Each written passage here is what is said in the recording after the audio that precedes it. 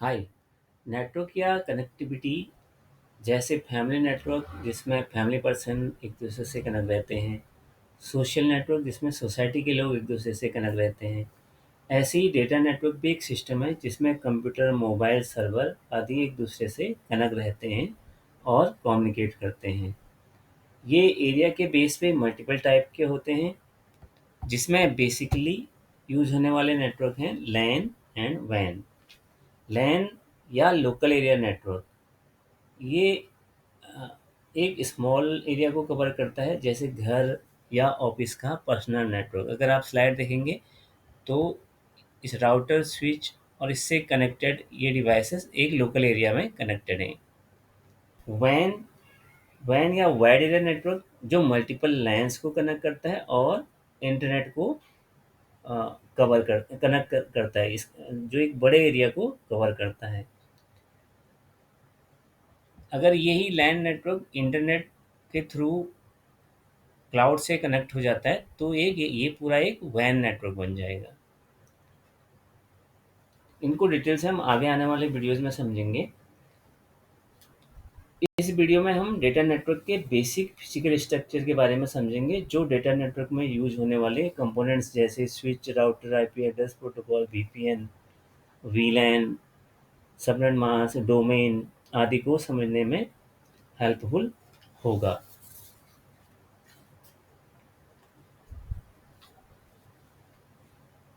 आप WhatsApp call करते हैं, जूम मीटिंग ज्वाइन करते हैं, ऑनलाइन गेम खेलते हैं, लाइव टेलीकास्ट देखते हैं, ऑनलाइन शॉपिंग करते हैं, ईमेल करते हैं।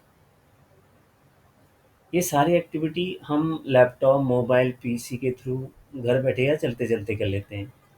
जबकि इनके सर्वर डायरेक्टली हमारे लैपटॉप या मोबाइल से कनेक्टेड नहीं होते। ये दुनिया के किसी भी कोने में लोकेट हो सकते हैं। मान लीजिए आप यूट्यूब पर कोई वीडियो देखना चाहते हैं। आप मोबाइल में यूट्यूब ऐप पर उस वीडियो को क्लिक करते हैं और वीडियो स्टार्ट हो जाती है। जबकि यूट्यूब के जिस सर्वर में ये वीडियो था, मान लेते हैं कि वो यूएस में स्थित था।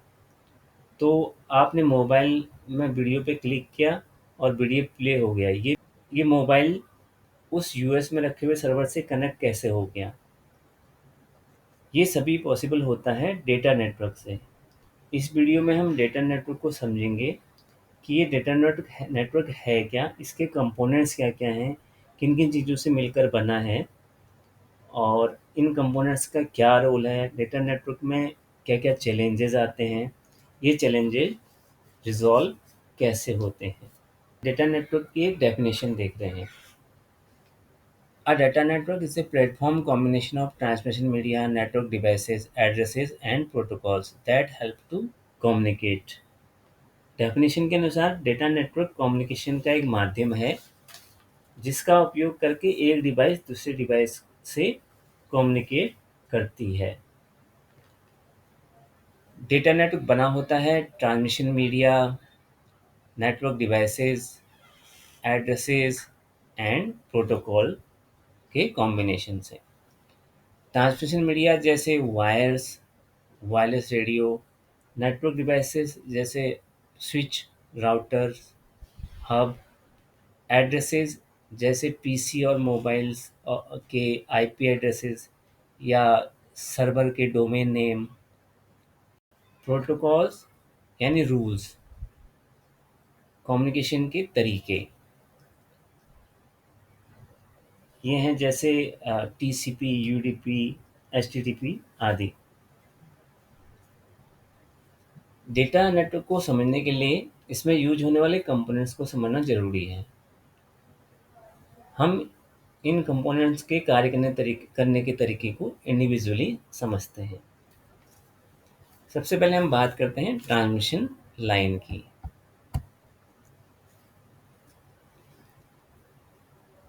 Transmission lines are the medium that carry information in the form of electrical signal, light signal, RF and microwave signal, etc. from one point to another point.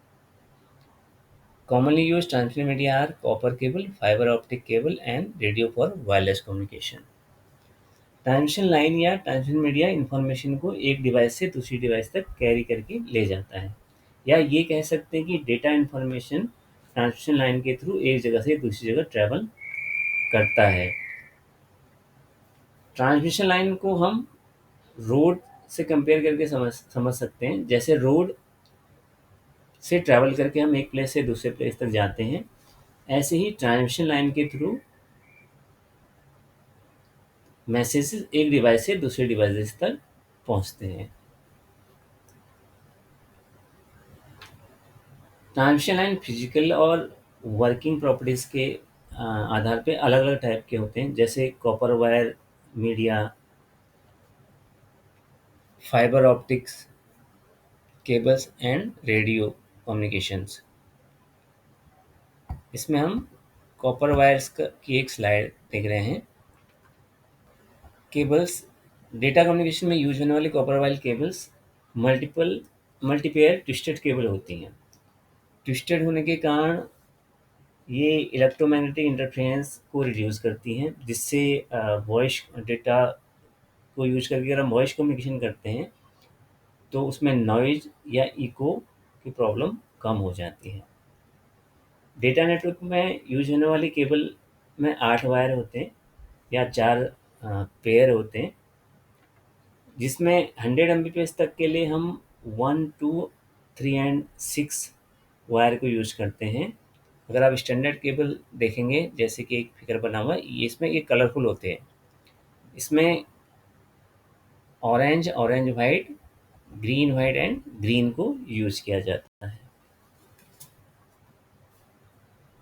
1 gig या उससे ज़्यादा स्पीड के नेटवर्क में हम सारे 8 के 8 तारों को यूज करते हैं। कॉपर वायर ट्रांसमिशन में transmission signal information electric signal के फॉर्म में ट्रैवल करती है। ये 2 डिवाइसेस हैं जिनके बीच में एक कॉपर वायर है। आप देखेंगे तो इसमें एक इलेक्ट्रिक वेव ट्रैवल कर रही है। ब्लू कलर की पैच कॉर्ड दिख रही है। ये पैच कॉर्ड 2 डिवाइसेस को आपस में कनेक्ट करने के काम आती है। इसे ईथरनेट पैच कॉर्ड या डाटा केबल्स भी कहते हैं। इसके दोनों सिरों पे RJ45 कनेक्टर लगे रहते हैं, इसलिए इसको RJ45 केबल भी कहते हैं। इससे अगर आपको डेटा नेटवर्क में अपने पीसी को कनेक्ट करना है, तो पीसी का एक सिरे, इसके एक सिरे को पीसी पे कनेक्ट करते हैं, दूसरा सिरा डेटा नेटवर्क में स्विच पे या राउटर पे कनेक्ट करते हैं। या किसी डिवाइस को डायरेक्टली एक्सेस करना है तो भी एक सिरा उस डिवाइस पे लगा के दूसरा सिरा आपके पीसी या लैपटॉप पे कनेक्ट हो जाता है। नेक्स्ट स्लाइड है ऑप्टिकल फाइबर ट्रांसमिशन मीडिया की। ऑप्टिकल फाइबर केबल या का इंटरनल कोर ग्लास से बना होता है। ऑप्टिकल फाइबर सिंगल कोर और मल्टी कोर्स होते हैं। ऑप्टिकल फाइबर कम्युनिकेशन में सिग्नल लाइट रे के फॉर्म में ट्रैवल करता है। अगर आप स्लाइड देख रहे हैं तो यहाँ पे सिग्नल आपको लाइट के फॉर्म में ट्रैवल करता हुआ दिख रहा है। ऑप्टिकल फाइबर में ट्रैवल करने वाले सिग्नल की पावर एक इम्पोर्टेंट क्राइटेरिया होता है, जिसे हम डीबी में मेजर करते हैं। -10 dB से -25 dB तक पावर सही मानी जाती है, उससे प्रॉपर कम्युनिकेशन होता है। आपने अगर ऑप्टिकल फाइबर केबल देखी होगी तो उसके अंदर आपको उसके इंटरनल पार्ट में ग्लास के पतले फाइबर दिखाई देंगे। ग्लास में इलेक्ट्रिकल सिग्नल तो कैरी हो नहीं सकता, क्योंकि वो बैड कंडक्टर है इलेक्ट्रिकल का, लेकिन लाइट्स का एक परफेक्ट एंड गुड कंडक्टर माना जाता है, इसलिए लाइट्स सिग्नल आसानी से ट्रैवल कर लेते हैं। आपने अपने घर में या ऑफिस में देखा होगा कि एक फाइबर केबल ONT या ऑप्टिकल कन्वर्टर से कनेक्ट रहती है, जो ISP नॉर्मली आजकल फाइबर पे ही सर्विसेज डिलीवर करते हैं। और वो जो ONT या ऑप्टिकल कन्वर्टर होते हैं वो ईथरनेट में सिग्नल को कन्वर्ट करते हैं, जो हमारे लैपटॉप या ऑफिस के नेटवर्क से कनेक्ट हो जाता है। तो अगर लैपटॉप इलेक्ट्रिकल सिग्नल के फॉर्म में मैसेजेस को ओएनटी तक पहुँचाता है और ओएनटी उसको लाइट सिग्नल में कन्वर्ट करके आईएसपी या इंटरनेट क्लाउड तक पहुँचाता है। ऐसे ही सेम रिवर्स नेक्स्ट एंड पे होता है, वहाँ पे लाइट सिग्नल इलेक्ट्रिक सिग्नल में कन्वर्ट हो जाता है। Wireless transmission media, wireless media के थ्रू नेटवर्क डिवाइसेस जैसे लैपटॉप, मोबाइल आदि बिना किसी वायर के वायरलेस एक्सेस पॉइंट या मोबाइल टावर से कनेक्ट होते हैं। मोबाइल टावर या एक्सेस पॉइंट में वायरलेस रेडियो लगे होते हैं जो किसी पर्टिकुलर फ्रीक्वेंसी बैंड पे ट्यून होते हैं, और ये एक किसी पर्टिकुलर फ्रीक्वेंसी बैंड पे रेडियो वेव्स को ब्रॉडकास्ट करते हैं, जिन्हें हमारे wireless device like laptop, mobile आदि जो उसी फ्रीक्वेंसी बैंड के लिए कैपेबल होते हैं एक्सेप्ट कर लेते हैं। अगर आप किसी पब्लिक प्लेस में मोबाइल या वायरलेस को ओपन करते हैं, मोबाइल का वायरलेस ओपन करते हैं, तो आपको बहुत सारे वायरलेस एक्सेस पॉइंट शो होते हैं, क्योंकि हमारा मोबाइल का वायरलेस और एक्सेस पॉइंट के का access point same frequency band में ऑपरेट कर रहे होते हैं। आगे हम एक्सेस पॉइंट्स को थोड़ा समझते हैं।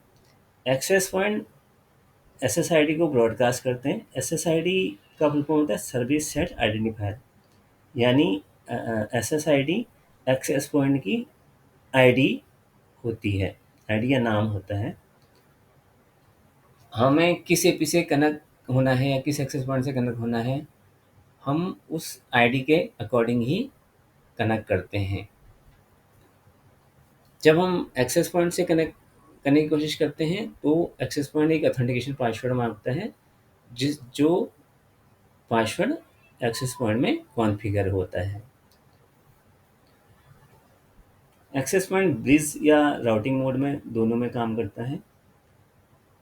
Basically access point 2.4 gig, 5 gig and 6 gig frequency band पे ऑपरेट करते हैं, जिसमें से 2.5 गीग बैंड लो स्पीड और लॉन्ग डिस्टेंस के लिए यूज होता है। 5 gig high speed low distance के लिए यूज होता है, और 6 gig high speed low distance के लिए यूज होता है। 6 गीग की स्पीड बहुत हाई रहती है। इस वीडियो में जो जानकारी हमने आपको दी, उम्मीद है कि आपको समझ में आई होगी। अगली वीडियो में हम one by one data network के बाकी कंपोनेंट्स को समझेंगे। अगर आपको ये वीडियो पसंद आता है तो लाइक एंड सब्सक्राइब जरूर करें, और साथ में सजेशन भी ज़रूर दें, जिससे आने वाले टॉपिक्स अधिक इफ़ेक्टिव और यूज़फुल बन सकें। धन्यवाद।